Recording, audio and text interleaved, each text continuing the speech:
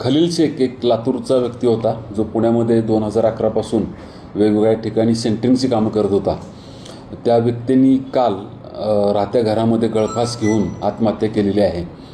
ही गोष्ट जेव्हा पोलीस स्टेशनला समजली तेव्हा पोलीस स्टेशनच्या लगेच लोकांनी त्या ठिकाणी धाव घेतली तातडीनं. त्याला खाली उतरवलं आणि ससून हॉस्पिटलला नेलं. तेव्हा त्याला मृत घोषित केलेलं होतं. त्यानंतर त्या ठिकाणीच एक चिठ्ठी चिटकवलेली आम्हाला आढळून आली. त्या चिठ्ठीमध्ये काही नावं होती, तसंच त्या मृताच्या खिशामध्ये सुद्धा एक चिठ्ठी सापडलेली होती. त्या चिठ्ठीमध्ये काही जणांची नावं लिहिलेली होती. हा व्यक्ती सेंटरिंगचं काम करत होता आणि सेंटरिंगचं काम करत असताना त्याचे पैसे अनेक जणांनी थकवलेले आहेत, त्याला फसवलेलं आहे. त्याचं सेंटरिंगचं सामान त्या ठिकाणी जबरदस्तीनं ठेवून घेतलेलं आहे. या सर्व कारणांनी व्यतीत होऊन त्यानं आत्महत्या केलेली आहे असं त्या चिठ्ठीत नमूद केलेलं होतं.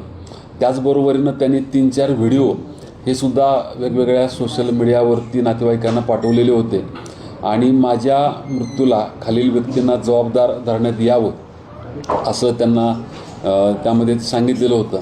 त्यामध्ये विशाल केदारी, सुनील अय्यर, त्याचा मुलगा रघु गौडा, सुनील बोरा, राजन सेटिया, हमीदभाई शेख व त्याचा मुलगा, बाळासाहेब शेडगे, त्याची पत्नी रवींद्र धंगेकर आणि त्याची पत्नी श्याम कोळपकर आणि एक शुभम नावाचा व्यक्ती, अशा जवळपास त्यांनी 14 व्यक्तींची नावं या त्याच्या मृत्यूला कारणीभूत म्हणून धरलेली आहेत.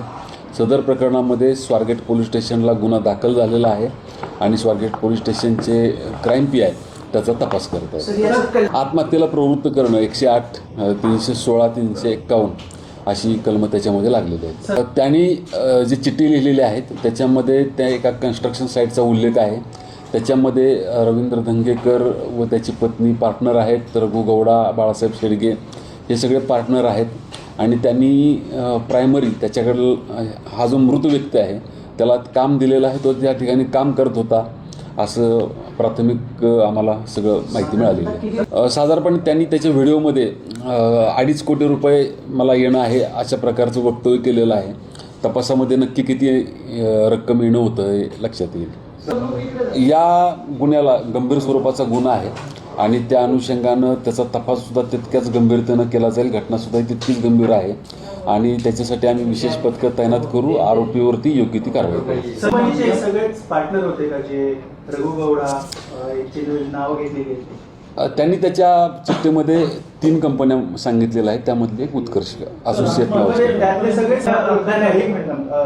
जे रघु गौडा आहेत त्यांची पत्नी पण त्यामध्ये पार्टनर आहेत, त्यांचं नावात सहभाग घेतलेला नाहीये रघु गौडाची पत्नी. त्याच्या चिठ्ठीमध्ये जी नावं आहेत त्या चिठ्ठीनुसार आपण फिर्यादीमध्ये त्याच्या पत्नीने जे सांगितलेलं आहे त्यानुसार फिर्याद घेतलेली आहे आपण आणि त्यानुसार तपास करतो. नाही, यापूर्वी कुठली तक्रार